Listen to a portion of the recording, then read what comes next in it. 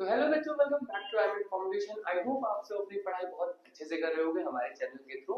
तो जैसा कि हम लोग ने इलेक्ट्रोमैग्नेटिक इंडक्शंस के लिए पार्ट बाय पार्ट करके आपके लिए वीडियो लाए हैं, तो ये लास्ट पार्ट है इलेक्ट्रोमैग्नेटिक इंडक्शन का फॉर आईसीसी क्लास 10। तो चलिए इस वीडियो को शुरू करते हैं। और अब तक अगर आपने सब्सक्राइब और लाइक शेयर नहीं किया है तो प्लीज इस वीडियो को स्टार्ट करने से पहले लाइक शेयर करते हैं। चलिए वीडियो को स्टार्ट करते हैं। तो देखिए, अभी तक हम लोग ने क्या क्या सारी चीजें पढ़ ली है। मैं एक चैप्टर का छोटा सा ओवरव्यू दे देता हूँ। हमने ऑस्टेड एक्सपेरिमेंट पढ़ा है, हमने फ्लेमिंग्स के राइट हैंड रूल पढ़ा है, थंब रूल पढ़ा है, हमने मैग्नेटिक इफेक्ट और due to current in loop पढ़ लिया। ये सारे टॉपिक्स कवर हो चुके हैं। और अब हमने हमारा लास्ट वीडियो में जो टॉपिक था वो था ईएमएफ, इलेक्ट्रोमोटिव फोर्स। ठीक है, तो इलेक्ट्रोमोटिव फोर्स कंप्लीट करने के बाद अब हमारे पास सिर्फ दो टॉपिक्स बचते हैं, जो कि है डायरेक्शन ऑफ इंड्यूस्ड ईएमएफ, जिसमें कि हमें पढ़ना है फ्लेमिंग्स के राइट हैंड रूल के बारे में, एंड आफ्टर दैट हमें पढ़ना है एसी जनरेटर की वर्किंग। ठीक है, इसके बाद मेरे पास एक और टॉपिक बचेगा जो कि है ट्रांसफार्मर। तो इस वीडियो को क्योंकि शॉर्ट रखने की कोशिश कर रहे हैं, तो हम कोशिश करेंगे कि ट्रांसफार्मर भी कंप्लीट हो जाए इस वीडियो में। तो चलिए इस वीडियो को स्टार्ट करते हैं। तो सबसे पहला आज टॉपिक है वो है डायरेक्शन ऑफ इंड्यूस्ड ईएमएफ। अब देखो, अभी तक हमने क्या क्या चीजें पढ़ी थी। अभी हमने इससे पहले वाली वीडियो में बेटा क्या पढ़ा था, हमने पढ़ा था फ्लेमिंग्स का लेफ्ट हैंड रूल। ठीक, अब फ्लेमिंग्स का लेफ्ट हैंड रूल हमें क्या बताता था? फ्लेमिंग्स का लेफ्ट हैंड रूल हमको डायरेक्शन ऑफ करंट बताता था। क्या बताता था? Direction of current. ये अगर आपको याद होगा, इसमें हमने फ्लेमिंग्स के लेफ्ट हैंड रूल को यूज करके फाइंड आउट किया था कि फोर्स का किधर डायरेक्शन है। फोर्स का डायरेक्शन हमको बताता था फ्लेमिंग का right hand rule, sorry left hand rule हमें फोर्स की डायरेक्शन बताता था। ठीक है, ये कौन सा फोर्स है? ये वो वाला फोर्स है, ये वो फोर्स है जब जब कोई करंट कैरिंग कंडक्टर एक मैग्नेटिक फील्ड में रहता था। ठीक है, तो उस पे ऑटोमेटिक एक फोर्स लगता था उस मैग्नेटिक फील्ड के द्वारा, और उस फोर्स को हम फाइंड आउट करते थे फ्लेमिंग्स के लेफ्ट हैंड रूल से। ठीक है, अब देखो हमें फ्लेमिंग्स का राइट हैंड रूल पढ़ना है। ठीक, अब पूछोगे सर कि आप फ्लेमिंग्स का right hand rule sir use होता क्या है? तो फ्लेमिंग्स का राइट हैंड रूल यूज होता है बेटा इंड्यूस्ड करंट को पहचानने के लिए। ठीक है, इसके लिए इंड्यूस्ड करंट की डायरेक्शन को पहचानने के लिए। ओके, जरा अगर हम देखें, क्योंकि देखो डीसी मोटर में हमारे पास इलेक्ट्रिकल एनर्जी से मैकेनिकल एनर्जी प्रोड्यूस होती है, इलेक्ट्रिकल से मैकेनिकल बनता है। लेकिन जनरेटर में बेटा इसका उल्टा होता है। ठीक, जनरेटर में हमारे पास मैकेनिकल टू इलेक्ट्रिक होता है, तो एक बात ध्यान रखिएगा कि फ्लेमिंग्स का लेफ्ट हैंड रूल आप यूज करोगे डीसी मोटर में, एंड फ्लेमिंग्स का राइट हैंड रूल आप यूज करोगे एसी जनरेटर में। ओके, आई होप ये बात एकदम क्लियर हो गई। तो चलिए पढ़ लेते हैं फ्लेमिंग्स का राइट हैंड रूल, जिसमें कि देखो फ्लेमिंग्स का लेफ्ट हैंड और राइट हैंड रूल दोनों बिल्कुल सेम है। ठीक है, फ्लेमिंग्स का लेफ्ट हैंड रूल क्या कहता था? फ्लेमिंग्स का लेफ्ट हैंड रूल कहता था बेटा कि आप अपने तीनों फिंगर्स को स्ट्रेच कर लो, ठीक, ताकि एक दूसरे के तीनों परपेंडिकुलर हो। इसमें जो हमारा थंब है, ये डायरेक्शन पॉइंट आउट करेगा फोर्स की, जो कि करंट कैरिंग कंडक्टर पे लगेगा। इसमें जो हमारा मिडिल फिंगर है वो डायरेक्शन पॉइंट आउट करेगा करंट की, एंड जो हमारा ये वाला फिंगर है ये पॉइंट आउट करेगा डायरेक्शन, सॉरी हमारा मिडिल फिंगर पॉइंट आउट करेगा डायरेक्शन ऑफ करंट, एंड ये वाला फिंगर हमारा पॉइंट आउट करेगा direction of magnetic field. Same इसी तरह फ्लेमिंग्स का राइट हैंड रूल है, जिसमें ये वाला हमारा पार्ट बन जाएगा अब इंड्यूस्ड करंट। ओके, ये फोर्स बन जाएगा, ये बन जाएगा मैग्नेटिक फील्ड, एंड ये है इंड्यूस्ड करंट। ओके, तो देख लेते हैं फ्लेमिंग्स का राइट हैंड रूल। अब हमारा जो थंब है वो पॉइंट आउट करेगा फोर्स की डायरेक्शन को, हमारा जो ये वाला फिंगर है ये पॉइंट आउट करेगा हमारे मैग्नेटिक फील्ड को, एंड हमारे इस फिंगर में हमने राइट हैंड रूल में ये हमें करंट के सिर्फ करंट की डायरेक्शन पॉइंट आउट कर रहा था, लेकिन लेफ्ट हैंड रूल में इंड्यूस्ड करंट की डायरेक्शन पॉइंट आउट करेगा। अब बोलोगे सर कि इंड्यूस्ड करंट का मतलब क्या होता है? सर करंट और इंड्यूस्ड करंट में क्या डिफरेंस है? देखो करंट जो था वो नॉर्मल करंट था। फॉर एग्जांपल जैसे हम किसी तार में एक पोटेंशियल का डिफरेंस को अगर डेवलप करते थे तो ऑटोमेटिक उसमें से चार्ज का फ्लो होता था ना। लेकिन यहाँ पे क्या होगा? यहाँ पे इलेक्ट्रोमोटिव फोर्स तुम इंड्यूस करोगे। क्या करोगे बेटा? Electromotive force. वहां पे पोटेंशियल की वजह से करंट जो आ रहा था उसको बोलेंगे नॉर्मल करंट, और अगर ईएमएफ की वजह से कोई करंट आ रहा है, ठीक है, अभी वो भी देखा जाएगा कैसे ईएमएफ की वजह से करंट आ रहा था। अगर आप लोगों ने लास्ट वीडियो देखी होगी तो आपको याद होगा ये वाले एक्सपेरिमेंट जिसमें हम लोग इलेक्ट्रोमोटिव फोर्स जनरेट कर रहे थे by moving a magnet around a coil, ठीक। इसमें हमारे पास इस कॉइल के अंदर ईएमएफ जनरेट हो रहा था, ठीक, और इसी ईएमएफ की वजह से जो करंट का फ्लो हो रहा था, इस ईएमएफ की वजह से जो करंट आ रहा था, उसी करंट को बोलेंगे बेटा हम लोग इंड्यूस्ड करंट। क्या बोलेंगे बेटा? हम बोलेंगे इंड्यूस्ड करंट, ठीक है। आई होप ये बात समझ में आएगी कि इंड्यूस्ड करंट होता क्या है। चलो अब देखो हमने डायरेक्शन पॉइंट आउट कर दी इंड्यूस करंट की, मैग्नेटिक फील्ड की एंड थंब की, ठीक। तो हमारा फ्लेमिंग्स का राइट हैंड रूल क्या कहता है? Fleming's right hand rule stretch the thumb, middle finger and the forefinger of your right hand mutually perpendicular to each other. Okay, मैंने बता दिया था mutually 90 degree to each other रखना पड़ेगा। If the forefinger indicates the direction of magnetic field, if the forefinger indicates the direction of magnetic field, and the thumb indicates the direction of motion of the conductor, and our thumb indicate the direction of motion of the conductor, उस वाले में क्या indicate कर रहा था? उस वाले में इंडिकेट कर रहा था force on a current carrying conductor, and then the middle finger indicate the direction of induced current। हमारे लेफ्ट हैंड वाले में क्या इंड्यूस कर रहा था? Normal current. राइट हैंड में हमारा ये डायरेक्शन बताएगा इंड्यूस करंट का। ओके, आई होप ये बात क्लियर होगी, ठीक।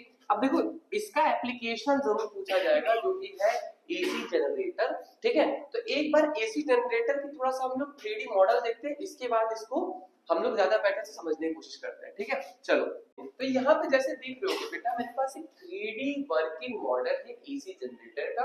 अब इस 3D वर्किंग मॉडल में देखो पहले बात कर लेते हैं कौन कौन सी चीजें हैं, ठीक है। सबसे पहले यहाँ पे सबसे पहले मेरे पास कॉइल है। देखो यहाँ पे ये जो घूम रही है ये है हमारी कॉइल, ठीक है। इस कॉइल में ऑटोमेटिक ईएमएफ डेवलप्ड हो रहा है, और इस ईएमएफ की वजह से एक करंट आ रहा है जिसको कि हम इंड्यूस्ड करंट बोलेंगे, ठीक। अब इस ईएमएफ की वजह से इसमें ईएमएफ कैसे पैदा हो रहा है और इस ईएमएफ की वजह से कैसे इंड्यूस्ड करंट आ रहा है, ये सारी चीजें आप फ्लेमिंग्स के राइट हैंड रूल से क्लियरली समझोगे, ठीक। सबसे पहले देख लेते हैं यहाँ पे मैग्नेटिक फील्ड का डायरेक्शन किधर है। देखो मैग्नेटिक फील्ड का, अच्छा प्रॉपर यहाँ पे फ्लेमिंग्स का राइट हैंड रूल लगा भी है, वेरी नाइस, थोड़ा सा हमें समझने में आसानी हो जाएगी, ठीक है। तो जरा फ्लेमिंग्स का राइट हैंड रूल लगाते हैं। इसके साथ साथ देखो हमारा जो डायरेक्शन ऑफ मैग्नेटिक फील्ड है वो है from right to left, okay. इसने सही तरह से पॉइंट आउट किया है कुछ इस तरह, ओके। देन हमारा जो फोर्स लग रहा है, फोर्स लग रहा है हमारा डाउनवर्ड साइड। अगर हम इस आर्मेचर पे बात करें तो ये नीचे के साइड फोर्स लग रहा है और इधर से ऊपर के साइड फोर्स लग रहा है, ओके। एंड आफ्टर दैट हमारा जो करेंट इंड्यूस हो रहा है वो कुछ इस तरह यूज हो रहा है, ठीक। हमारा करेंट जो इंड्यूस हो रहा है वो कुछ इस तरह, हमारा जो करेंट, एक मिनट हम इसको थोड़ा मिटा देते हैं, जस्ट फॉर अ सेकंड हम इसको स्टॉप कर देते हैं, ओके, ताकि हम डिस्कस कर पाए कि कब कैसे वर्किंग हो रहा है, ठीक। जरा देखो हमारे आर्मेचर कॉइल में अभी कोई करंट नहीं है, ठीक, बट मूव किस तरह हो रहा है ये जरूर ध्यान देना। इसको 2 मिनट इरेज कर देते हैं, इरेज हो। देखो आर्मेचर कॉइल मेरा ये वाला पार्ट नीचे जा रहा है और ये वाला पार्ट ऊपर जा रहा है, ओके, ठीक। फोर्स का डायरेक्शन मिल गया हमें। अब मैग्नेटिक फील्ड का डायरेक्शन देखो, मैग्नेटिक फील्ड का डायरेक्शन इस तरफ है, ठीक। मैग्नेटिक फील्ड का इस तरफ डायरेक्शन है, फोर्स का इस तरफ डायरेक्शन। अब देखो करंट किस डायरेक्शन में जाएगा, देखो हम फ्लेमिंग्स का राइट हैंड रूल लगाते हैं और देखो फोर्स का डायरेक्शन ऊपर, बिल्कुल सही। मैग्नेटिक फील्ड का डायरेक्शन आगे की तरफ, ठीक। मैंने फोर्स आगे, मैग्नेटिक फील्ड का डायरेक्शन आगे कर दिया, फोर्स ऊपर। तो देखो ऑटोमेटिक इंड्यूस करंट किधर जा रहा है? From left to right.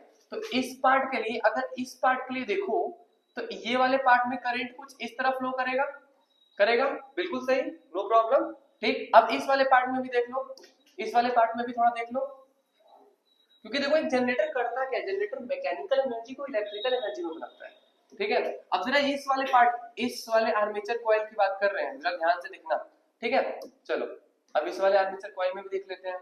अगर हम बात करें फोर्स तो अभी भी वैसे ही है, ठीक, ऊपर की तरफ, ओके, इधर जा रहा है एंड इधर फोर्स नीचे की तरफ जा रहा है। इस वाले में फोर्स इसका नीचे की तरफ जा रहा है, इसको एक बार मूव कर देते हैं,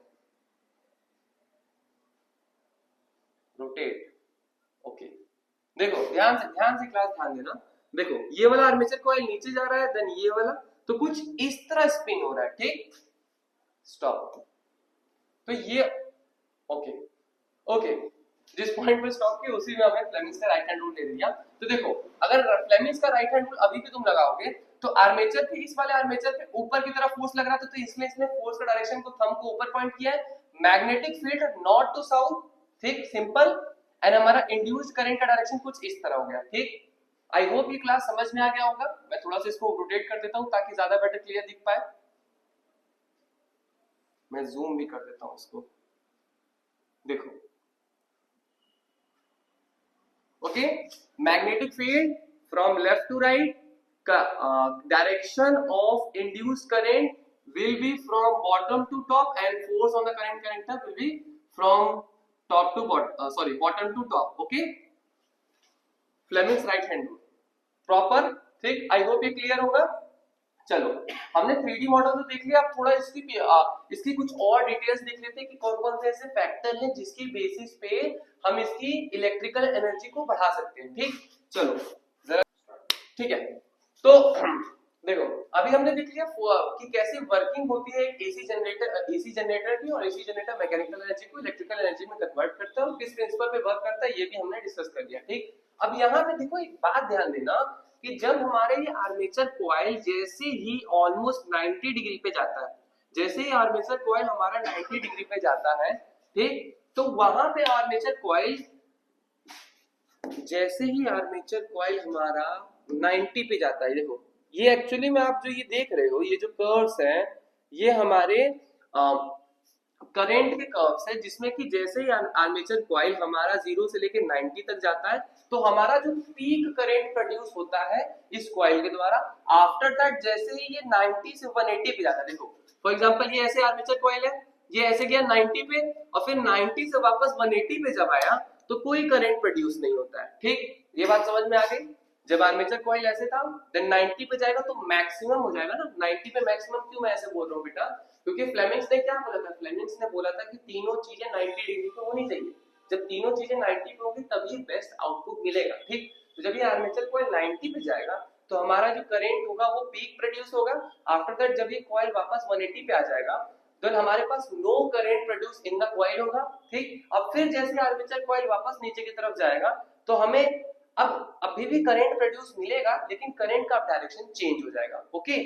अब हमारे पास ऐसे ना करके ऐसे करंट फ्लो होना चालू हो जाएगा, ठीक। और ये करीब 1 सेकंड में 60 टाइम्स होता है, ठीक। इसीलिए एसी की फ्रीक्वेंसी 60 हर्ट्ज होती है, ओके।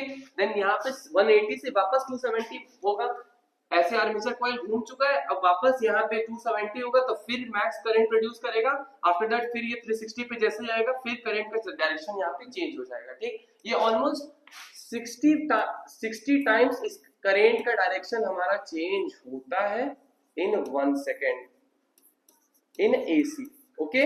इसी यही डिफरेंस है बेटा एक एसी करंट में और एक डीसी करंट में। डीसी करंट में करंट का डायरेक्शन चेंज नहीं होता लेकिन एसी करंट में करंट का डायरेक्शन चेंज होता है, ठीक। आपने कभी भी ये नहीं सोचा होगा, जैसे जितने भी एसी अप्लायंसेस आपने उसमें कभी माइनस प्लस सोचा है? नहीं सोचा होगा, क्यों?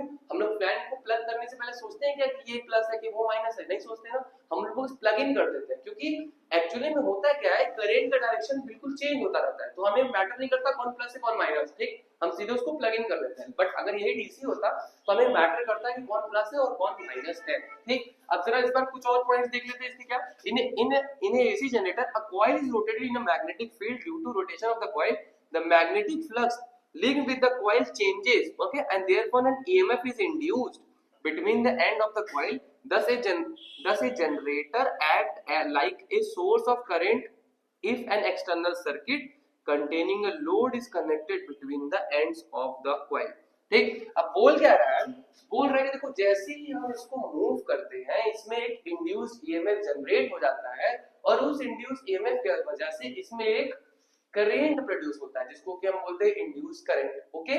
आई होप ये बात क्लियर होगी सबको, ठीक। तो बेटा ये देखो ये हमारा हो गया एसी जनरेटर। अब देखो इसमें अब आपको एग्जाम में पूछा क्या जाता है, आपसे एग्जाम में अक्सर पूछा जाता है इसका देखो या तो वर्किंग इसका पूछा जाएगा, अगर वर्किंग नहीं पूछा बट इस पे जरूर आपको क्वेश्चन मिलेंगे, इस पे आपको जरूर क्वेश्चन मिलेंगे कि अगर बताइए मैग्नेटिक फील्ड अगर इस तरह है और अगर फोर्स किसी कंडक्टर पे इस डायरेक्शन में लग रहा है तो बताइए कि इंड्यूस करंट का डायरेक्शन क्या होगा। इस पे हमेशा आपको क्वेश्चंस मिलेंगे। तो एग्जाम के पॉइंट ऑफ व्यू से इसको जरूर प्रिपेयर करना। ये वीआईपी है, ठीक है, very important, VIP very important, ठीक है। तो एग्जाम से इसको जरूर प्रिपेयर करना। अब हमारा लास्ट टॉपिक एक जो बचा है वो ट्रांसफॉर्मर है, उसको हम लोग नेक्स्ट वीडियो में कवर करेंगे, ठीक है। आई होप बच्चों ये वीडियो आपके लिए इंफॉर्मेटिव रहेगी। मिलते हैं आप सबसे नेक्स्ट वीडियो में।